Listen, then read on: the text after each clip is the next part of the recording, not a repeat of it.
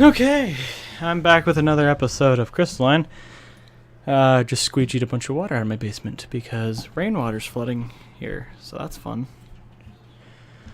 So, where are we at? Really? Why do you think this inn is so full?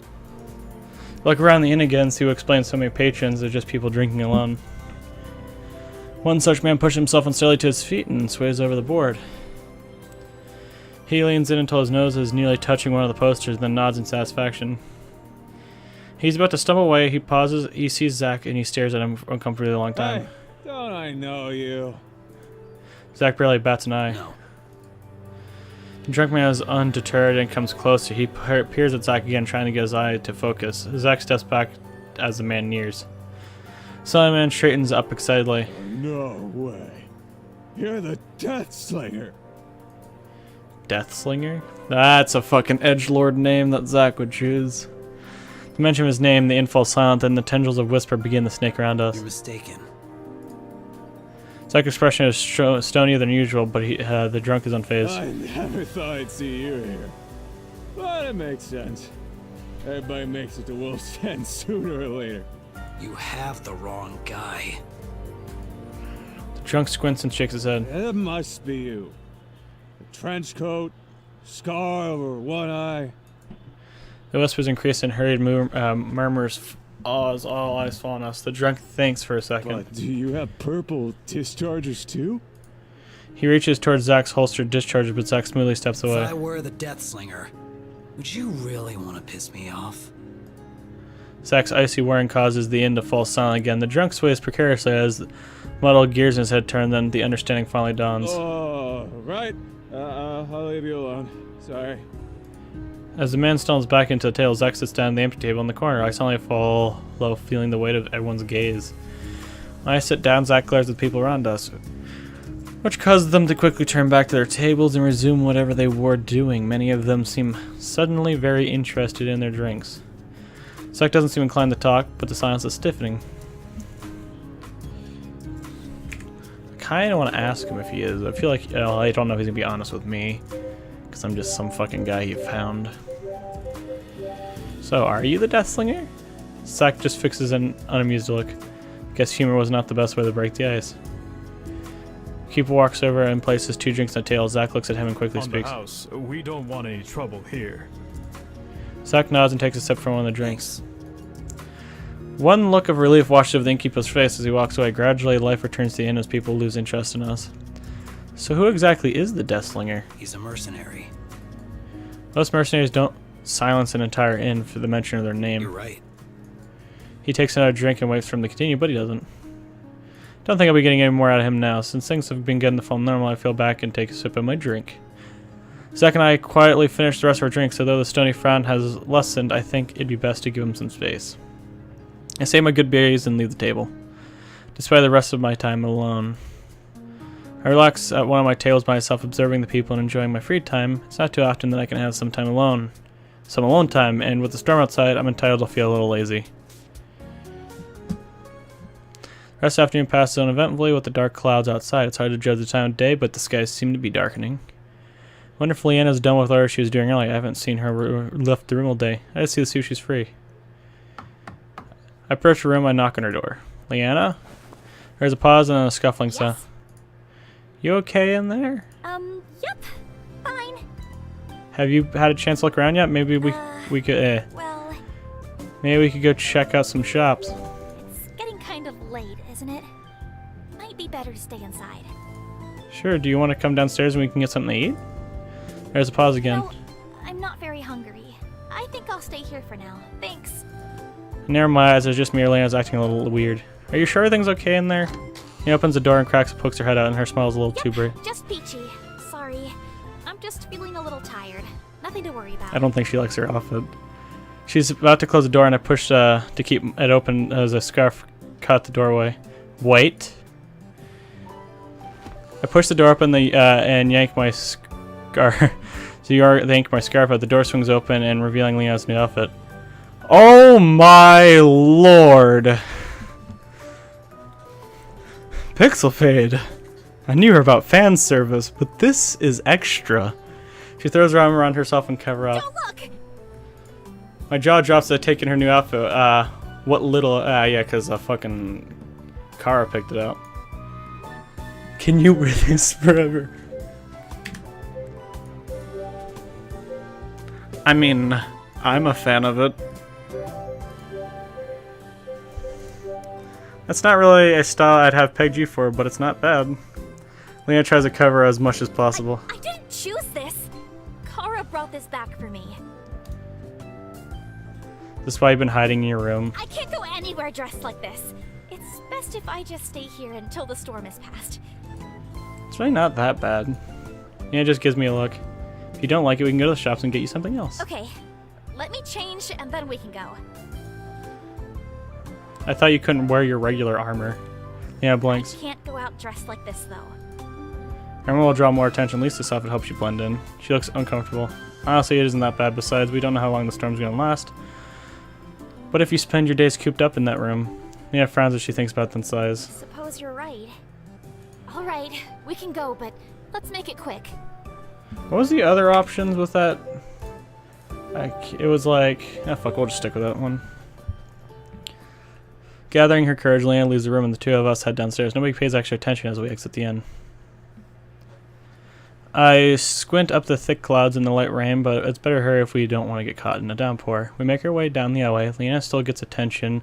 Though it's not the same as before, she seems annoyed by the sharp whistling from leering men. I wonder if I should step in. Hey there, baby. What did you call me? Leanna grabs the man by the collar and slams him against the wall. What the hell? Go on, call me baby again. I dare you.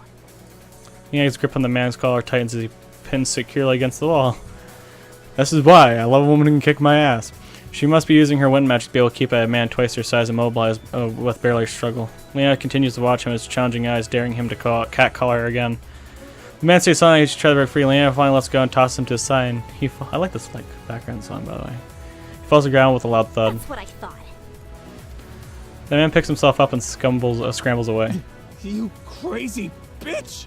Yeah, and don't you forget it. The crowd's shocked onlookers stare at Leanna. What are you looking at? I quickly look away and resume walking satisfied. Leanna looks at me with a smile. Shall we continue? Damn lady, you scary. I kind of want to say that, but I don't want to piss her off. Let's see. Remind me never to get on your bad side. Leanna smirks. That's a better answer than I was like. We continue down the street and reach the shops. Even though it's well into the evening, all the store fronts are still open. I guess this is one of those cities that never sleeps. Hey, I remember this. Leanna and I enter the first clothing shop we find. She browses the racks and her face becomes more aghast with every outfit she picks up. She holds up a piece of fabric so short I can't even figure if it's supposed to be a top or a skirt. I don't think we'll find anything here. Let's go somewhere else. Following out of the store into the next one. As she browses the selection, she seems even more disappointed as each issue is skimpier than the next. After checking a couple more shops with no luck, we enter the last shop on the street. Hey, it's the armory that Zach got his pistols repaired at. At least it's that kind of look. Leanna checks out the racks again, then tracks down the shopkeeper. Excuse me. Do you have any armor? Absolutely. He rummages through the clothing before pulling out what's essentially just a metal bra and a thong. Leanna can't hide her horror as the shopkeeper smells triumphantly. Here you go. How is that armor? What do you mean? It's metal. That means it can protect you. But what about the rest of me? He's about to retort, and he's just speechless as he lets his words sticks in. You know, I'd never even thought about that before. Do you have anything with a little more coverage? I feel like this episode is not going to be monetized or friendly. Shopkeeper returns to the racks and picks out another metal bra and underwear. How about this? How is that better? Whoa. Ugh, I am so done with this place. Could we just like give her a coat or something? Realizing that this is fruitless search, Leanna fumes out of the shop and I fall behind. She looks down her outfit and sighs. It's hard to believe, but I think Kara picked out the most modest outfit available in this place. Looks like it. I guess she knows me a little better than I thought. So we pass the darkened storefront our way back in the end. Two men melt from the shadow and approach us. Excuse me, are those manipulators on your wrist? Leanna and I glanced at each other and went back at the men. Why do you ask? Second man speaks. We have an offer which may be interesting to you. Exactly. As magic users, power in your craft is essential. Luckily for you, we happen to know a secret technique to amplify your casting usage to your fullest potential. No. What's the technique? The first man hands me a card. The den of the Wolf's Den. The den at Wolf's Den is only written in curly letters. Meet us at that location tomorrow morning, and all will be revealed. That doesn't sound suspicious. Leanna narrows her eyes. How do we know this is legitimate? The second man smiles. Your skepticism is understandable, but we've gone through this exact training and can personally guarantee results. You're mages? Where are your manipulators? I glance at the empty wrist. Leanna brings up a good point. Right here. He lifts his hand and points to a crystal inlaid on his finger. Leanna's mouth drops in surprise, and she quickly composes herself. Your manipulator is a ring? The man flashes some mysterious grin. Be there tomorrow morning, and all will be revealed. They hand Leanna a card too and then disperse into the alley. Leanna watches them retreat, and a stern look on her face. You've got solicitors in this world too? Really impossible to escape them. She really seems to register what I'm saying. Leanna? She blinks. Huh? That was pretty weird, right? Yeah. Definitely. Begin to throw the card away when Leanna stops Wait! me. We need that. We do? How else will we find them tomorrow morning? Wait, we're going to meet those guys? She nods. Do you believe in that snake oil?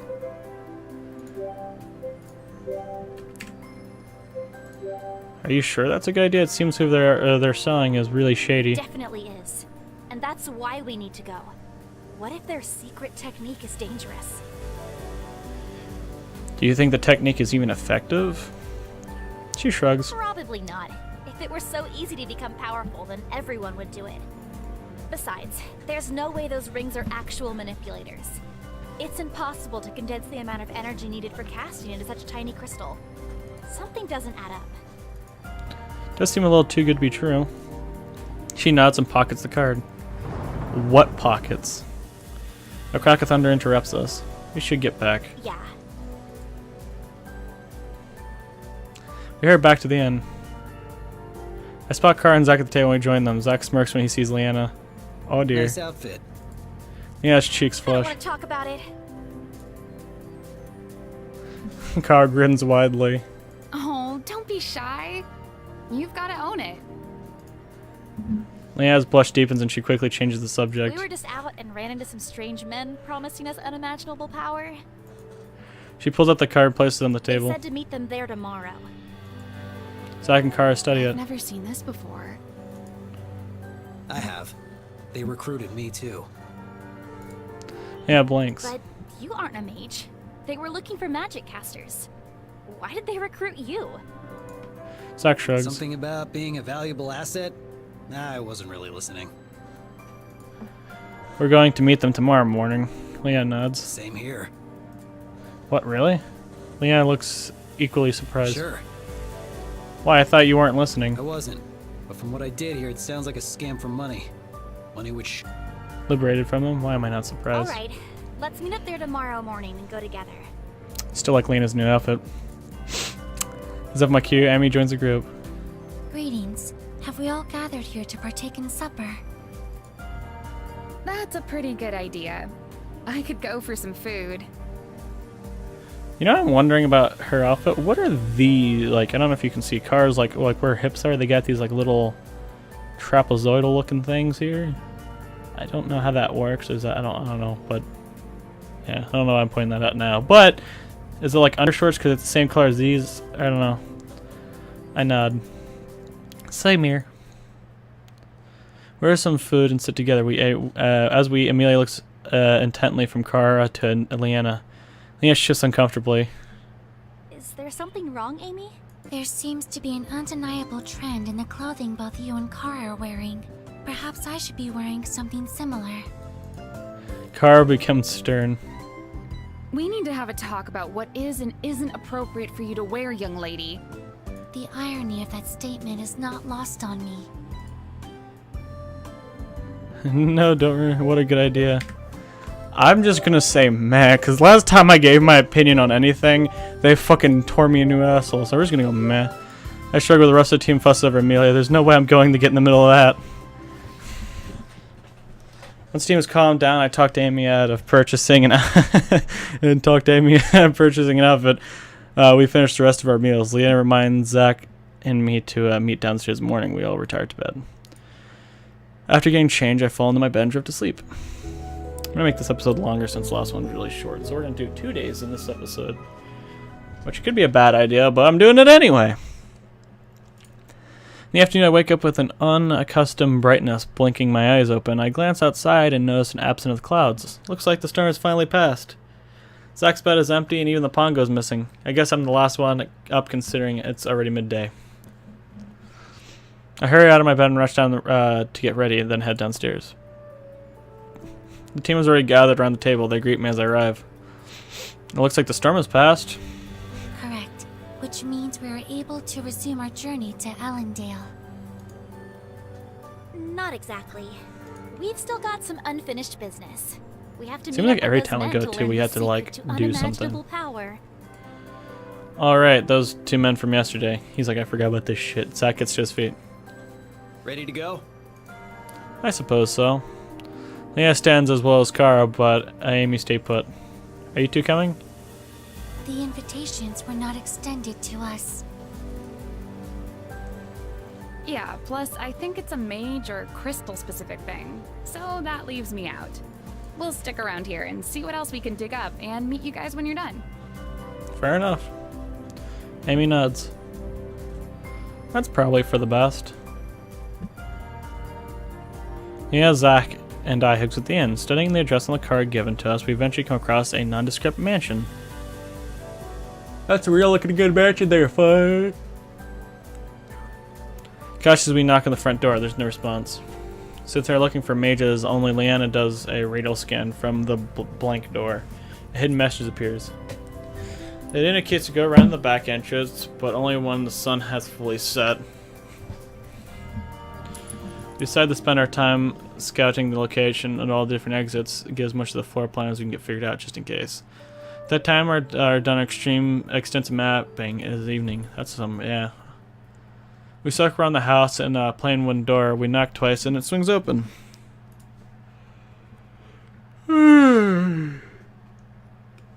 Creating Wiley is one of the men who recruited us yesterday.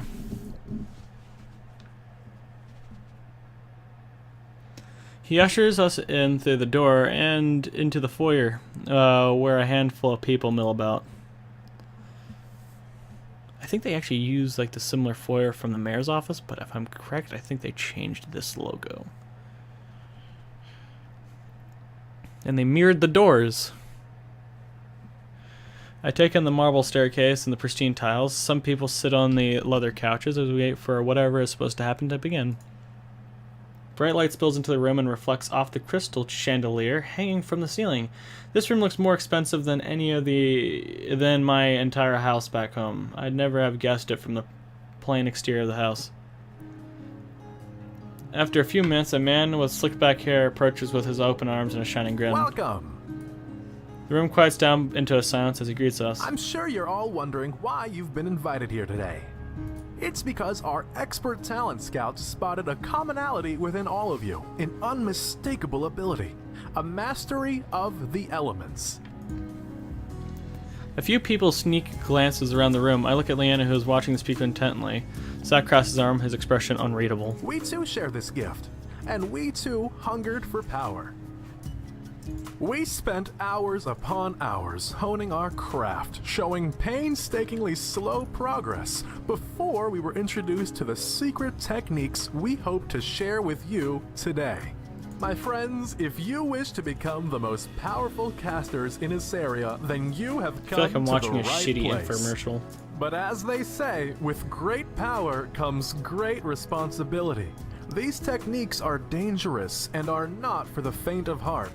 Failure can lead to dire consequences, and in order for us to continue, I need absolute assurance that you are all ready to face those consequences. If anyone is having second thoughts, now is the moment when you can walk out of here with no hard feelings. A couple of people turn around and head back towards the door, but the majority of the group, which is still a small number of around 10 people, decided to stay. I admire all of your courage, but I'm not surprised by your decision. The doorway to the left of the room creaks open and the man points in that direction. The beginning of your training is in the next room. Please proceed through the doors and our training leader will meet you there. Low murmurings fill the silence as people begin to exit the room. As Leanna begins to pass, the strange man from before slides up to her and lowers his voice. So, the guild finally caught wind of this, eh? Leanna masks her surprise and keeps her voice even. I'm not sure what you mean. He chuckles and nudges her. It's alright. You can trust me. I'm actually Broodman. He pauses off waiting for recognition, but we merely stare blankly at him. Broodman? The Silent Protector? Tamer of the Wolves at Wolves Den? Can we make no notion of recognition? Well, either way, we're on the same side. I know that these guys are dangerous, and I've got a plan in place to stop them. How do you know they're dangerous? Do you know what their secret technique is? Broodman waggles an eyebrow knowingly. Right. Playing innocent to keep up your facade. I understand. He winks. Look, I was planning on taking these guys down alone, but having a member of the Mage Guild as backup would ensure the downfall of these guys. What do you say? Are you in? Yeah, frowns. I don't know what you're talking about. He winks. Alright. You won't budge. He taps his nose and fixes attention on Zack. I'll just pretend I didn't see the mage emblem when you first entered Wolf's Den.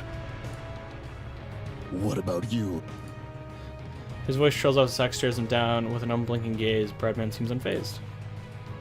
Broodman's gaze lands on me and quickly shifts focus. How about you?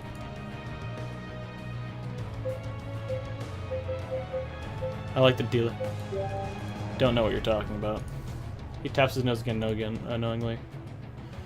We are shuffling. I notice most of the people have failed in the room by now. We should get going before they get suspicious.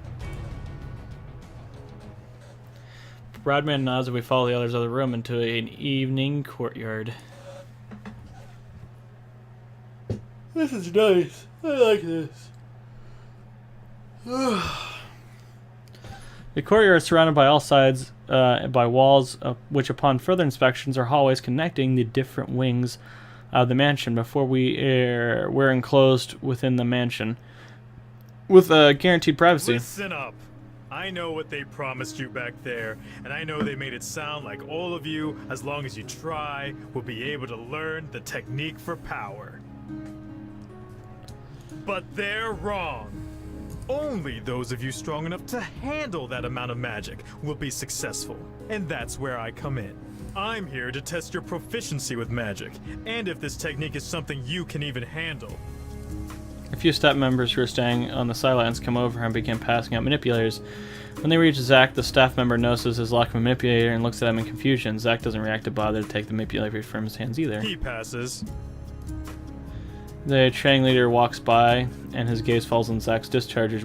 His expression changes and turns to his staff with a manipulator and urges him to move on. The staff member begins to protest, but the training leader stops him. He passes. I know you all have your own manipulators, but I don't care. Use ours anyway. The goal of this isn't to show off who has the fanciest gadgets. It's to eliminate any variables so we can get a more accurate read on your abilities. Fishy. Now, who wants to go first? One person steps up and attempts to cast a gale, but his nerves makes his arm unsteady and he keeps losing focus. Enough. The training leader shakes his head and the man hangs his head. The staff members lead the man out of the courtyard as the next person steps up. One by one they go until it's my turn. My blood runs cold as the clammy sweat covers my body. Let's go. We haven't got all day. Close my eyes and breathe deeply. I can do this. Just remember my training. Once my hand stays, I raise an arm and channel a gust of wind as I've done so many times before. I picture Leanna watching and encouraging me, and sure enough, a gust of wind flows through my fingers. The training leader frowns unimpressed, but the staff member who took my energy reading graces over to his side. I'm pretty sure I can guess what's going on. They took a scan that said my energy levels are off the charts, and yet somehow my casting skill does not equal the energy I possess. Pass. For now. I nod. The training leader calls for Leanna forward, and I take this time to switch off my manipulator back to my own. She takes a deep breath, gathers her energy, and raises her arm. Her blue eyes almost turn steel gray as a gale storm whips the trees and courtyard. Leanna's hair flies around and she stands steadily in the tempest, her gaze challenging the training leader. He raises his hand, and instantly as she summoned it, Leanna ceases the storm. Pass. A few people pick themselves off the ground and dust themselves off. Leanna returns to the group. I kind of want to make the pun. It's right there, dude. How often do I get to make shitty puns? Dang, girl, you really blew me away with that display. Leanna groans. You threw crashing into the wind and went all out. You should stop. But making these are such a breeze. I'm leaving now. Wait, I'm done, I promise. I like that.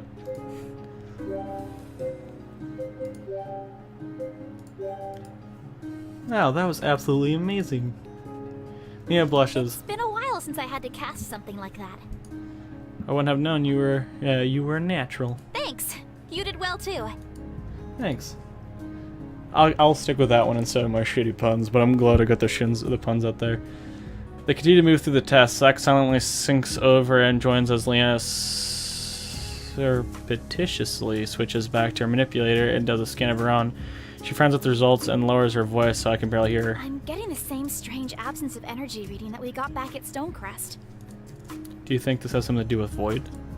She nods, her expression grave. The guard approaches Leanna and she quickly puts on a smile. Ma'am, I have a message from the site commander. He wishes to meet you. Oh? In his private quarters. Oh.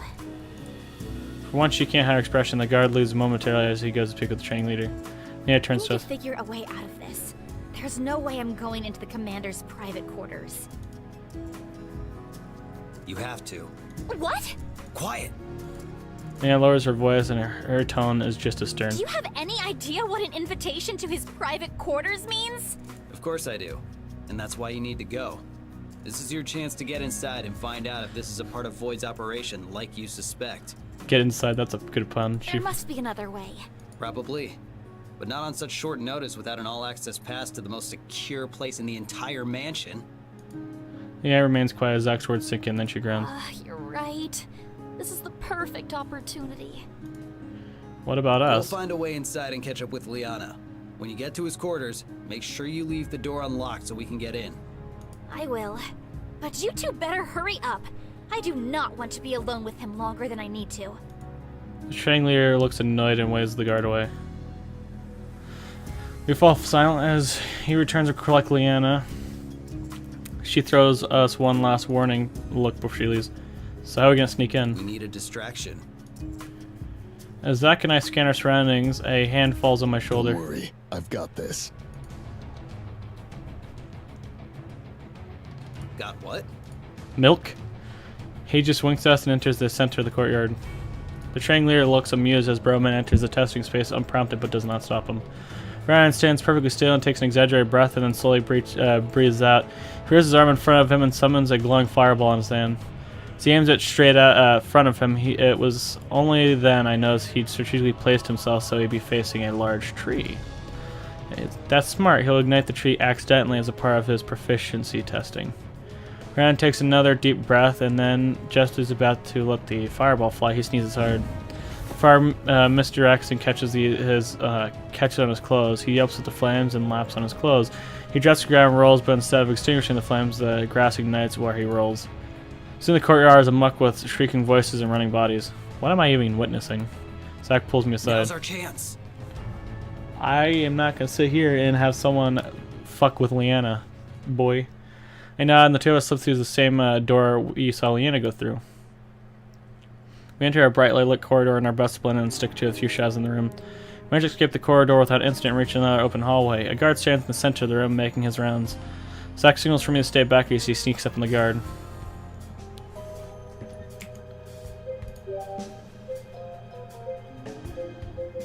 We will save. Hearing Zach's signal sneak alongside me, glares at me and urges me to get back. The guard unexpectedly turns around and notices me just before he gets about and raises an arm. Zach knocks him back with a punch and quickly disarms him. I'm going to listen to Zach. No, fuck. No. Stay back and gives Zach space. He has more experience at this sort of thing than I do. I'm happy to follow his lead. As he gets close, he jumps the guard and covers his mouth as he disarms him, rush over and help him secure the guard into a more hidden alcove. He struggles. I place him in a chair. I hold him down as Zach approaches him. Where are the commander's quarters? I'll never tell. Zach grins as he cracks his knuckles. Good. Good? I was hoping you'd resist. It makes interrogation so much more fun. The guard resumes his struggles, but I continue to hold him down. Zach slowly operates and see the fear creeping through the guard's eyes. Hold on a second. Zach doesn't stop. He balls his hand into a fist. The guard looks at me with panic in his eyes. I'll talk. Just get that crazy guy away from me. Zach frowns, but stops walking towards him. The commander's quarters are right down this hall, and then a left at the next fork. His is the last room down that corridor. That's all we needed. Thanks. With one knockout punch, the guard falls unconscious and the two of us hurry off. As we turn down the hall, I face Zach. I'm surprised that was so easy. Zach sighs. I know. How disappointing. I look blankly at Zach. Okay then. We sneak through the corridors and remain unspotted as we follow the guard's instructions. We recognize the commander's quarters. No. Sneak through the corridors and remain unspotted as we follow the guard's instructions and recognize the commander's quarters and immediately see how two heavy mahogany doors at the end of the hall are slightly ajar. Why are there no guards in front of the quarters? Isn't that suspicious? Not if the commander's got a woman in his room. Fair point. We slip into the room and are immediately greeted by a frenzy of whispers from Leanna. Oh, finally! You guys sure took your sweet time. Calm down. We got here as quickly as we could. Where's the commander? Leanna points to a locked door. That must be the bathroom. Went to freshen up. She shudders and Zach crosses his arms. Okay, then what are you doing just standing around here for? Get in a position. What position? Zach points to the bed and Leanna pales. You can't be serious! Do you want to jeopardize this operation or what? How would posing on the bed help with this operation? Because while he's very distractedly approaching the bed, we'll be able to knock him out from behind. Quick and quiet, and not alerting any guards. Leanna sighs and then Leck looks kind of bed. She lays down her side and props her head up with her arm. Like this?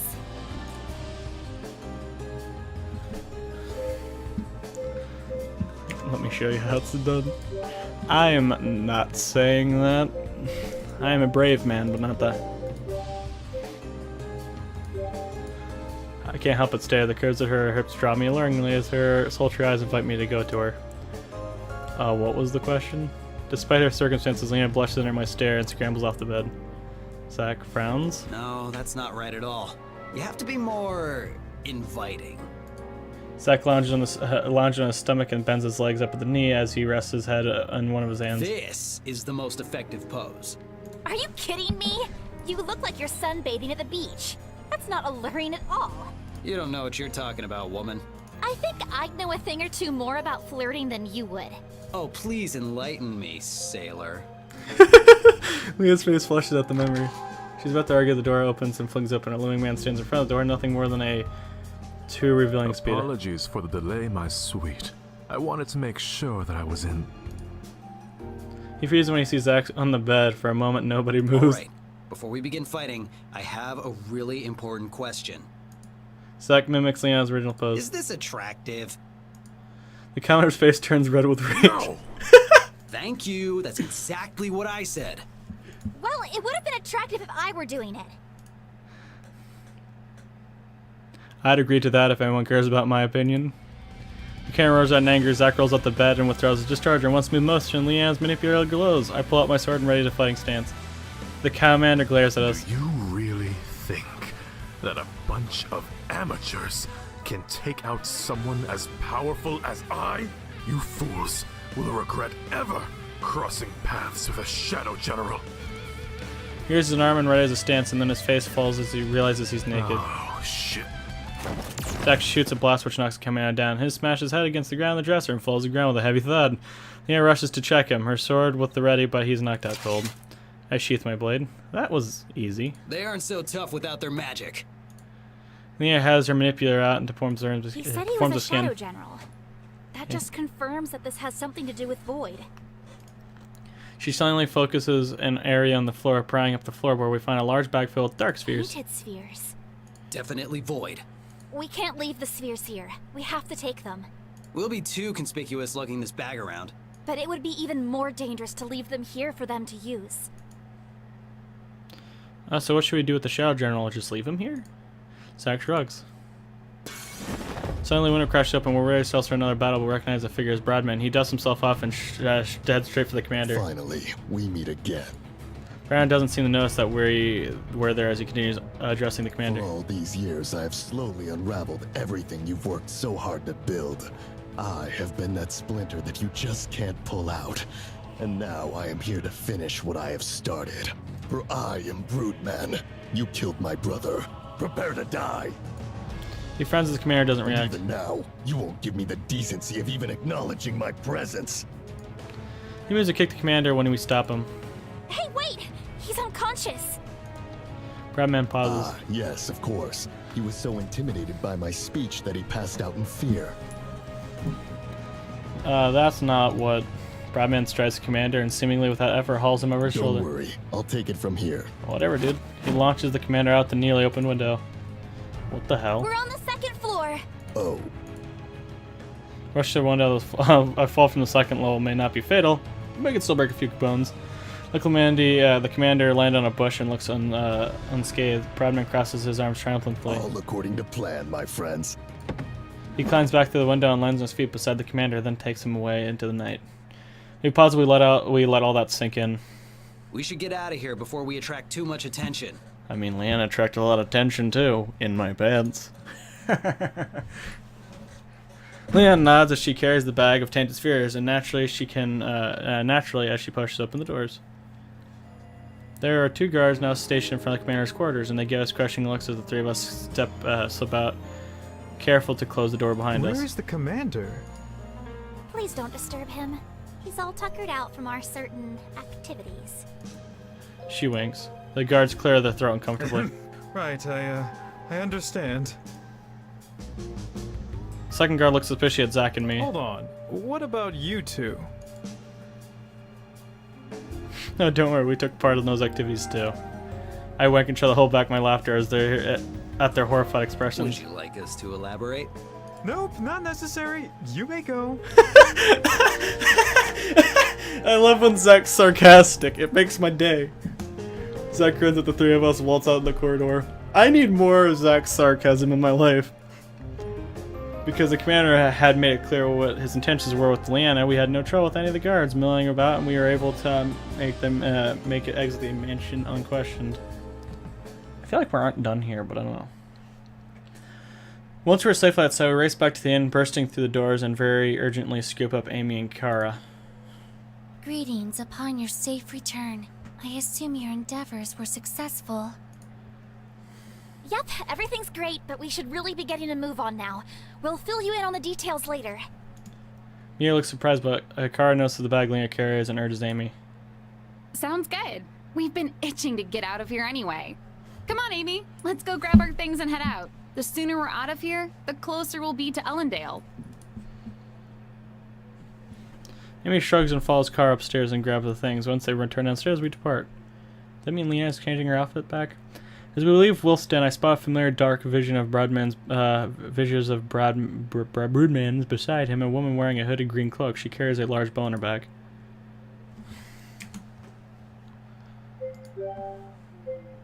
I know someone else is gonna fucking mention it, so I'll mention it.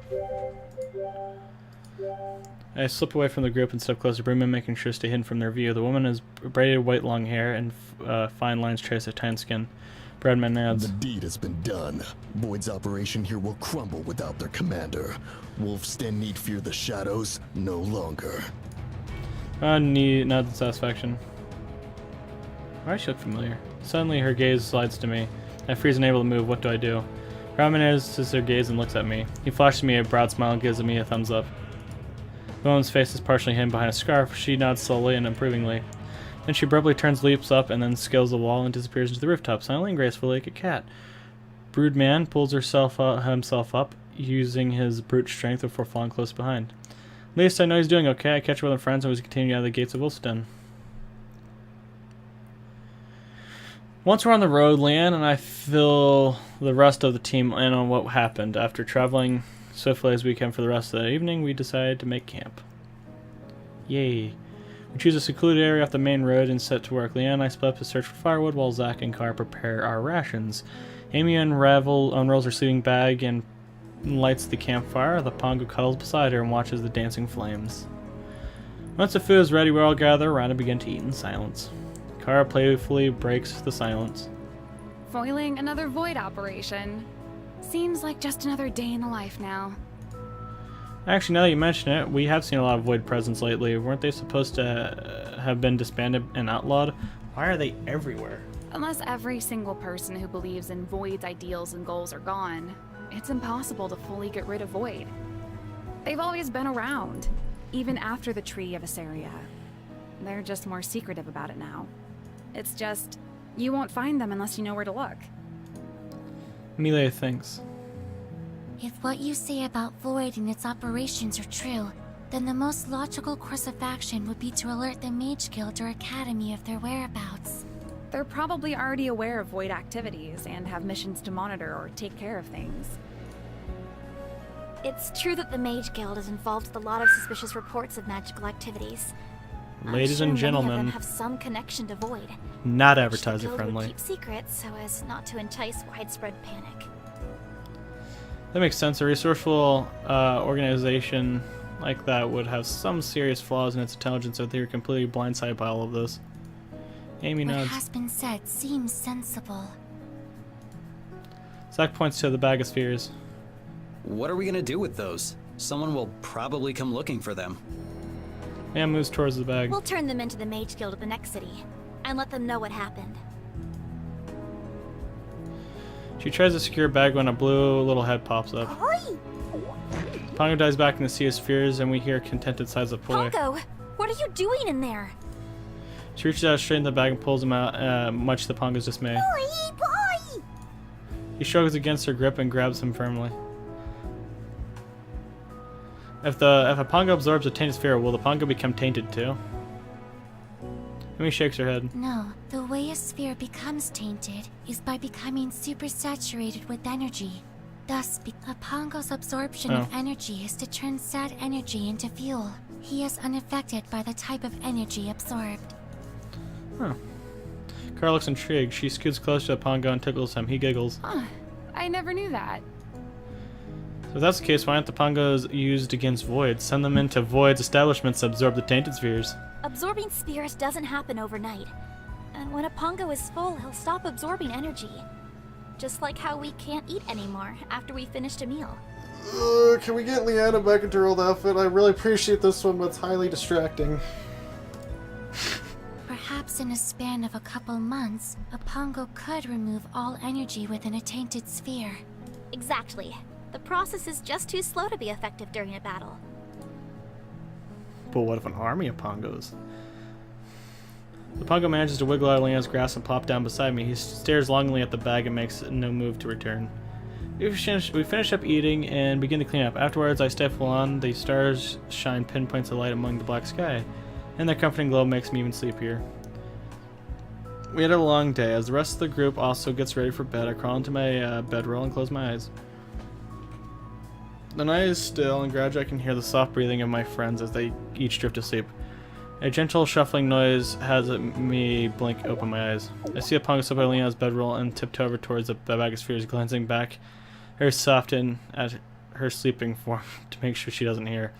When he gets close, he shuffles the last few inches into my bag and scrambles inside. The last thing I hear is a purring of poise as I drift to sleep. Just content.